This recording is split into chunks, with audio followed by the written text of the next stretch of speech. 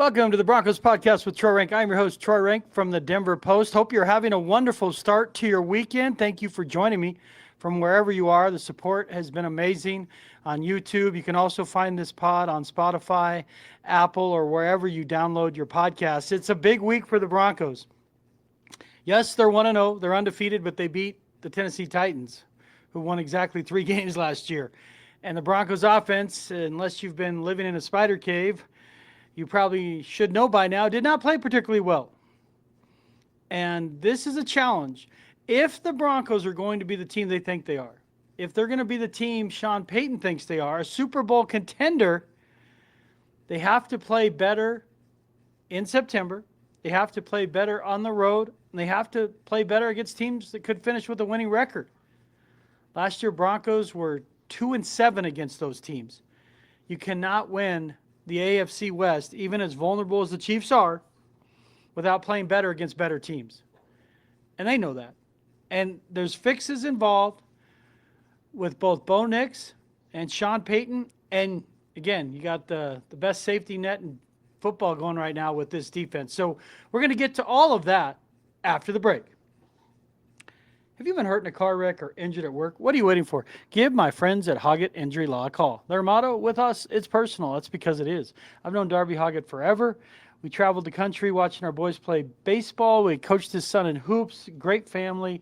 You know, I became his good friend. Many of Darby's clients become his good friend. You don't even have to pay Darby up front. If your case goes as planned, Darby will be the one writing checks to you. So again, if you have been injured in a car wreck or hurt at work, call Darby and his team. It's 1-833-HOGGATT or the number on the screen. YouTubers, 1-833-464-4288 or visit the website at hoggattlaw.com. Welcome back to the pod. I am Troy Rank, columnist for the Denver Post. If you want to see what I've been writing about the Broncos, go to denverpost.com/sports. Columnist, you can find my work there, or you can just go to my Twitter feed or my Facebook, which is, again, both are under my name, Troy Rank, TRYRENCK. Have a huge project coming this weekend, too, that will drop Sunday. I think you all will, I hope that you all will enjoy something different, a little bit off the beaten path, if you will. Okay, listen. It's not time to panic about Bo Nix. But if he does not play well, or certainly better against the Colts, it's time to worry. And here's why. Bo Nix did not have a great training camp. It was uneven at best. He had spurts where we saw him play well in the scrimmages against San Francisco and against the Cardinals. In the games, it was a mixed bag. And they had to keep him on the field forever against the Saints to finally get a touchdown drive.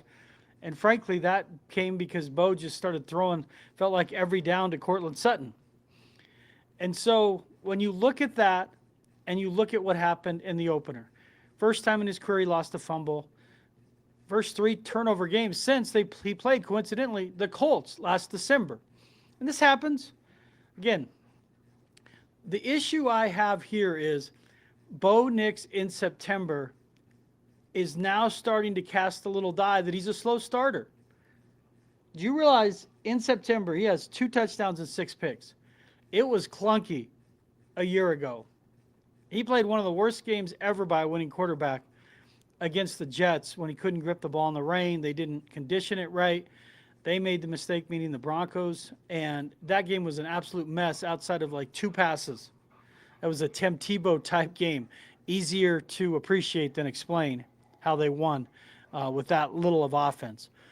He played well 2 drives against Tampa Bay, a few scramble drives against Seattle and Pittsburgh. And that's all his rookie year, and that's fine. That was the context. Now, given how he played the last 11, 12 games of last season, it's hard to see him play like this now as we did against the Titans.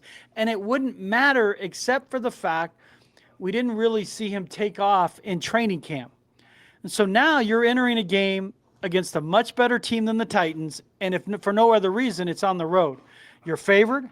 It's a game you should win, but if you don't, now you put yourself in a position where you're going to have to go on the road likely in December or November and win a game that on paper doesn't look like you can win. So I talked to Bo Nix this week when he was at the podium doing his press conference, and it became very clear he understands he didn't play well. And that's great. Self-awareness is huge for a professional athlete. They're all a little delusional because of their confidence, and that's a good thing in sometimes. But you also have to have self-awareness, because without self-awareness, you cannot get better. And Nix knows he needs to get much better. So self-awareness is a wonderful quality in an athlete, because you have to know first what the problems are to find solutions. And Nix understands. He forced balls into coverage. He took unnecessary chances, and his footwork was a mess. And Joe Lombardi, the offensive coordinator, admitted that on Thursday, that, when you look at some of the mistakes, they're related to mechanics. And I equated it in my column this week that, remember when Arch Manning made his debut against Ohio State? We didn't know what it was going to look like, but we knew it shouldn't look like that. And Nix made 4 or 5 throws where you're like, no. You can't do that. You're not that guy. You're not Josh Allen.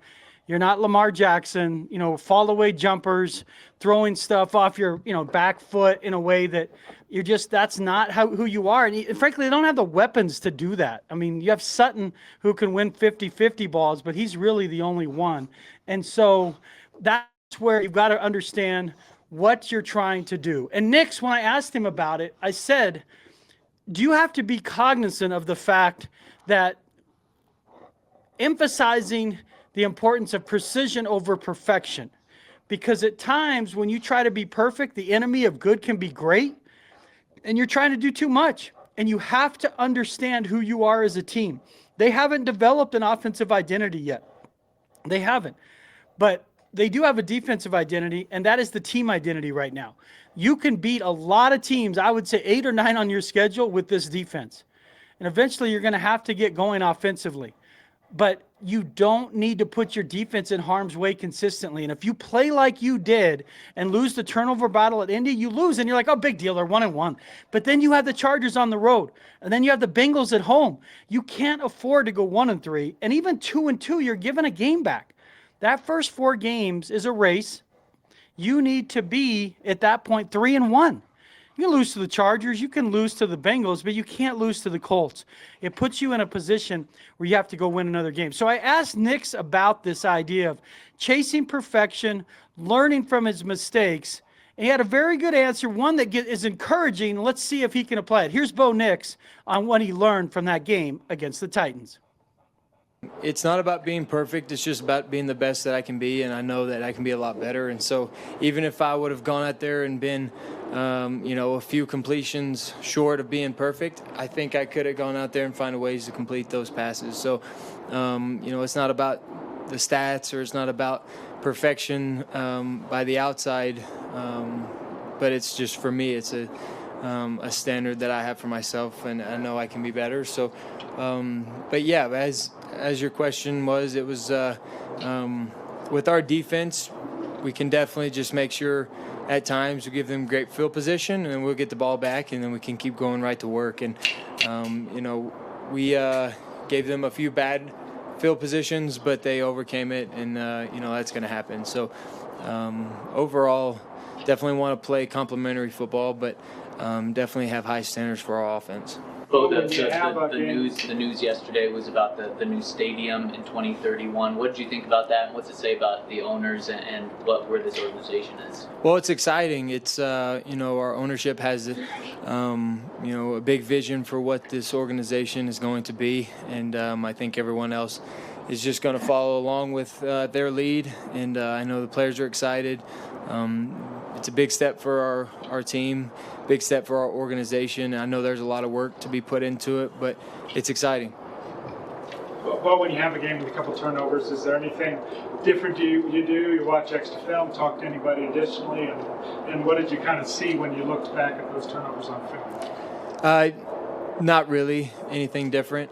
And just watching them, tough plays. I think both their guys made a good play.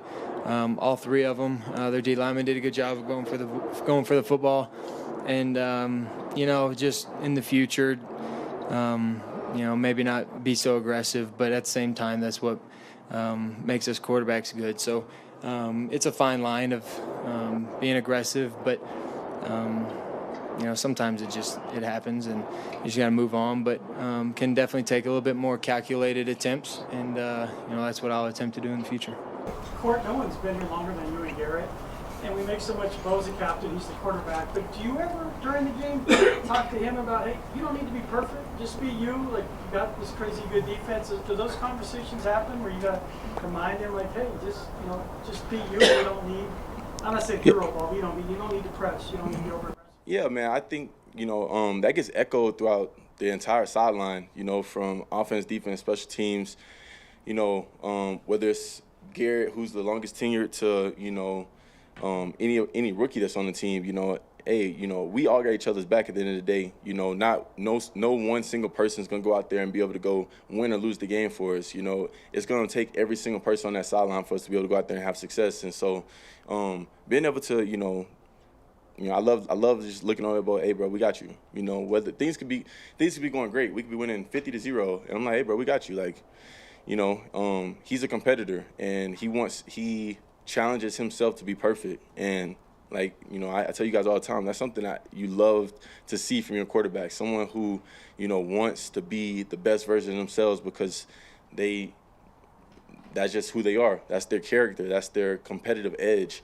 And, to be able to look at them like, hey, bro, we got you. Like, it's something subtle. Like, it doesn't need to be this whole monologue and this whole, inspirational speech, but it's like a subtle, hey, we got you. It's going to take all of us. And we keep it moving.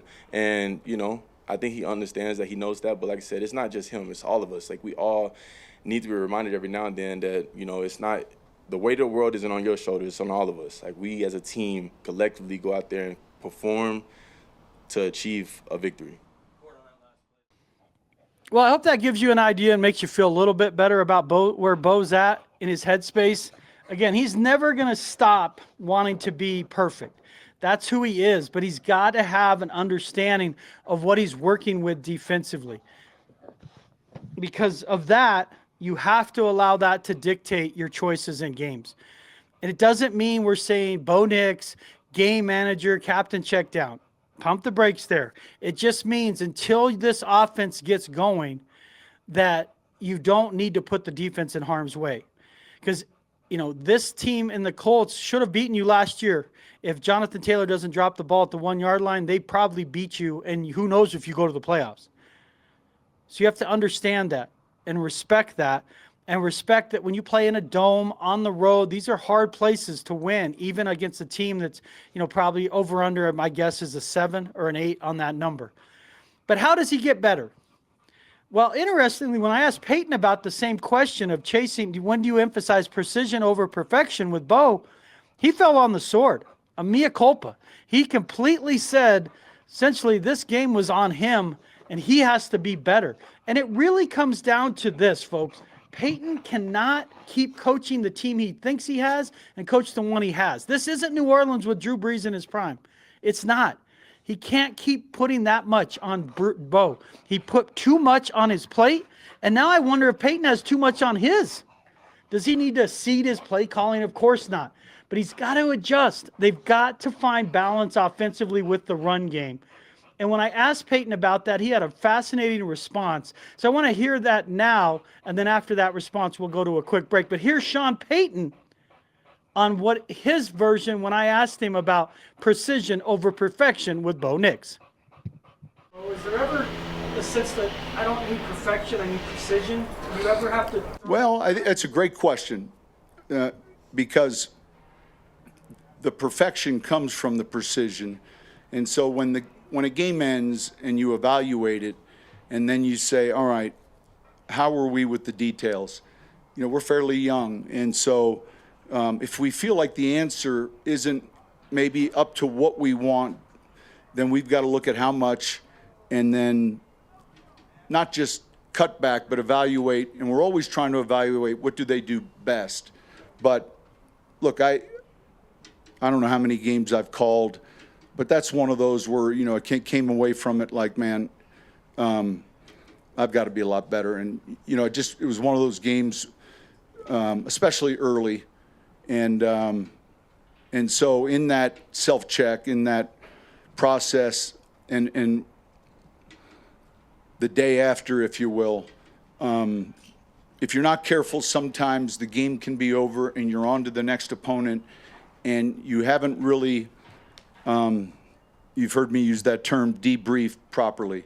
And we're really trying to pay attention to that, so that regardless of the outcome, this accelerated curve that everyone's on, where everyone's in a race here these first 4 weeks, and we've got to be leading the way. And so in all areas. You said that it's interesting how you point the finger in the mirror where some of us saw Bo maybe pressing. Yeah, but if you looked at the down and distance, the hash marks, some of the calls, it would be too hard to explain it all. But from a timing standpoint, there's that relationship where when I give a certain play, it can, at the end of the game, we were all on the same, that was going to be an aggressive play, and we're all comfortable with it. So, but it's more of some of the early plays in the first half, and then it's also cleaning up the details within the framework of whether it's run or pass. Well, again, I think Payton understands it, and there's some numbers here that you have to be cognizant of real quick before we get to our break. The Broncos under Payton, for 14 straight years, he had a top 10 offense in New Orleans from 2006 to 2019. He has not had one in 2020, 2021, skipped a year, and then his first 2 years with the Broncos. There's reasons, of course, for this. Russell Wilson didn't fit. Drew Brees retired. Wilson didn't fit. And this is the first time he's worked with a young quarterback, albeit his own hand-picked young quarterback. But Payton likes to win his way. And his way in New Orleans was dynamic, explosive, aggressive. And I just think with this team, he's going to have to adjust because their strength is their defense. And what is not concerning, but you have to be mindful of, Payton's teams in September are averaging under 20 points a game for the Broncos. Payton's team in those games against teams that finished with a winning record. 9 games, remember, 2-7. If you throw out the game against the Chiefs JV, the Broncos in those games averaged 17.8 points. They've got to be thinking in terms of 21 points in those games. And even this week, first team to 21, I believe, wins. And then sometimes you got to put it in your pocket. You have to put it in your pocket and allow your defense to go win the game. And then as the season goes on, you start becoming more physical and more balanced, then you open up the throttle. But those are things we got to keep an eye on. And what is the challenge this week? Why is this game so dangerous? I'll get to that after the break. Listen, when you face curveballs from family challenges, divorce, legal separation, child support, alimony, custody, you need a lawyer who understands the human dynamics, the courtroom, and is willing to fight for your rights. You need Ted Shih. He's a graduate of Cal Berkeley Law. Ted brings 40 years of courtroom experience and 20 years of family law experience to your corner. Ted's been a social worker, a police detective, but first and foremost, a trial lawyer. He has tried cases across the country and the state. He has taught young lawyers across the country the ins and outs of the courtroom for the National Institute of Trial Advocacy. Martindale Hubbell ranks Ted among the top lawyers in the country. You want an expert to navigate your family challenge? Call Ted. His passion is putting you first. He will work to settle your case if possible, but not afraid to go toe-to-toe in a trial. Ted can be reached at TheoShih, TheoShih, at AOL.com or 303-475-2981. That's 303-475-2981. Ted promises to respond to your concerns within 24 hours, 365 days a year. Welcome back to the Broncos Pod. I'm your host, Troy Rank from the Denver Post. Again, an interesting, fascinating week for the Broncos.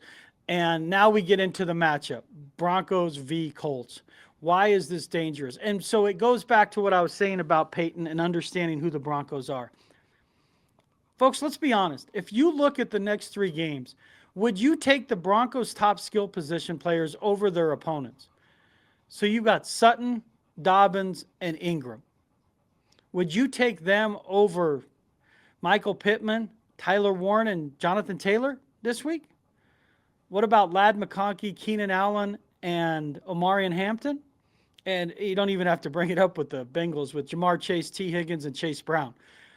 That is making my point for me that the teams they're playing are better than them offensively right now. No crime in that. That may be a different conversation in week 8 or week 10. But when you look at this, you can still win because you have a great defense. So don't try to win being a hero. Win with humility. Win with balance. And that's the key, because it keeps your defense off the field, controls the clock, takes the crowd out of the game, especially if you run the football, and it just allows you to impose your will. So how does that happen against Daniel Jones? Daniel Jones, as I said, Indiana Jones, reviving his career with the Colts. He beat out Anthony Richardson for the starting job. I mean, I think Richardson's days as a starter are over with the Colts. Unfortunately, his greatest ally was probably Jim Irsay, the owner, unfortunately, who passed. God rest his soul.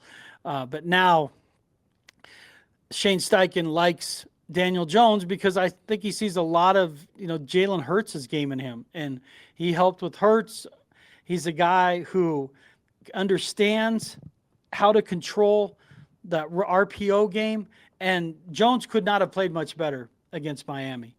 224 yards, multiple touchdowns. He ran well.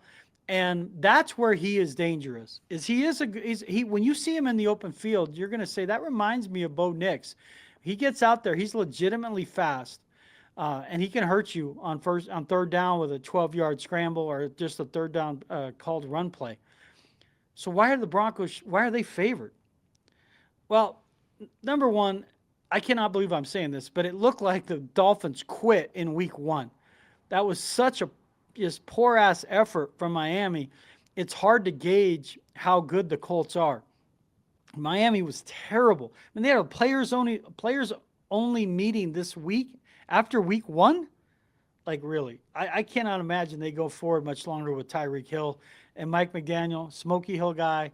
Like Mike, I don't know how he survives this season, given the effort they put on film in week 1. That's what you usually see in week 15, those Cancun, 1, 2, 3 Cancun games. So you see that, and it's hard to kind of gauge completely. Were the Colts that dominant, or do the Miami Dolphins check out? There's some of both. Obviously, there's truth in both. But why the Broncos are favored is because they have the advantage on the O-line, D-line. Colts have had to remake. They still have Quentin Nelson, but they've had to remake a chunk of their offensive line. And the Broncos' offensive line, on paper, is better than the defensive line the Colts are rolling out there.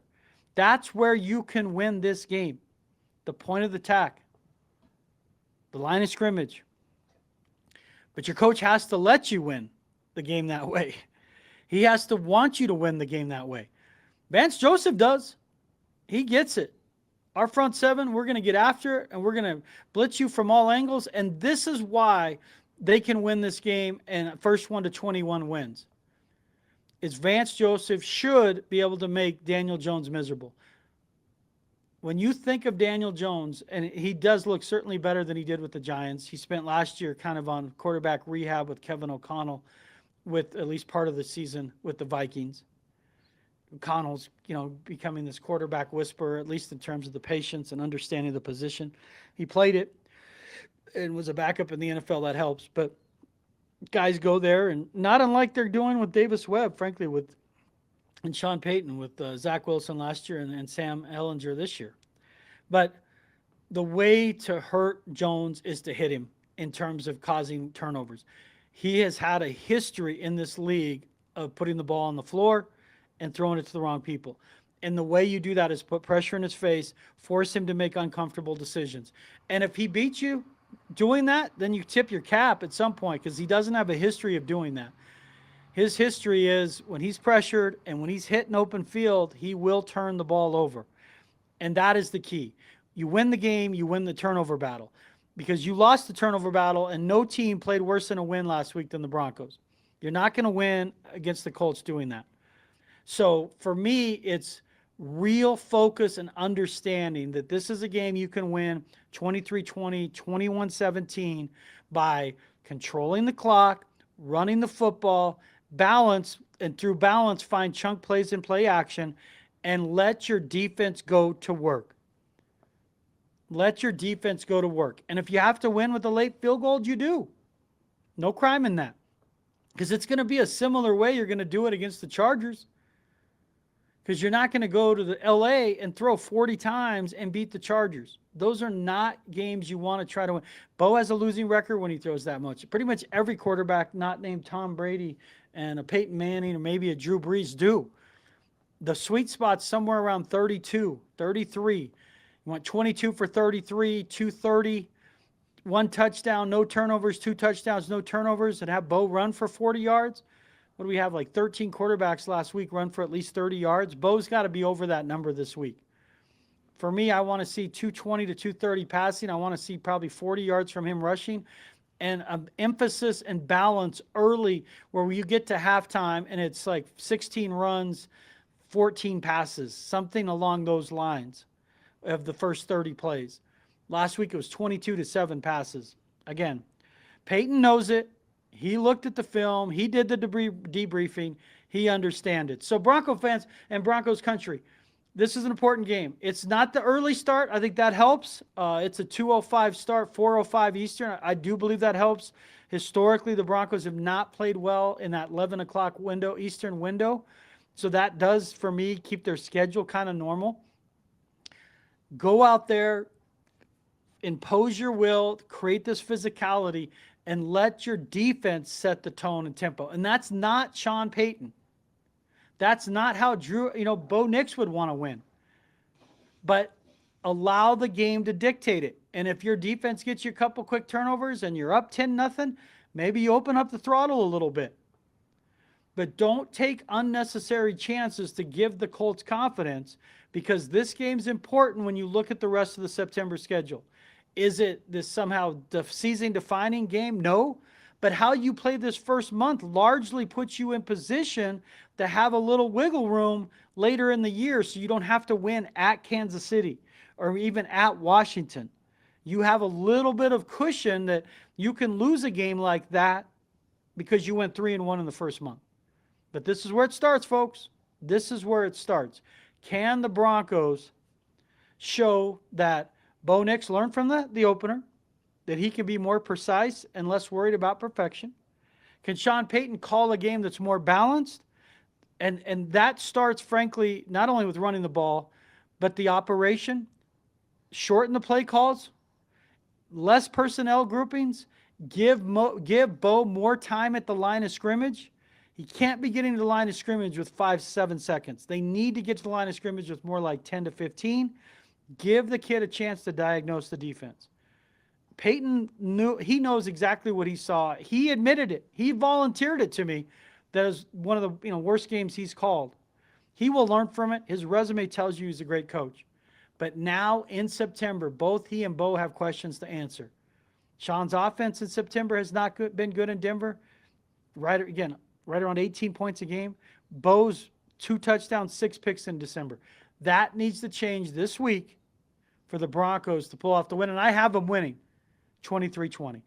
Broncos country, I can't wait to see how this one plays out. I cannot thank you for your support. You've been so great. I could not do this show without my A1 from day one, Darby Hoggatt from Hoggatt Injury Law, our new client, Ted Shih, and his family law practice.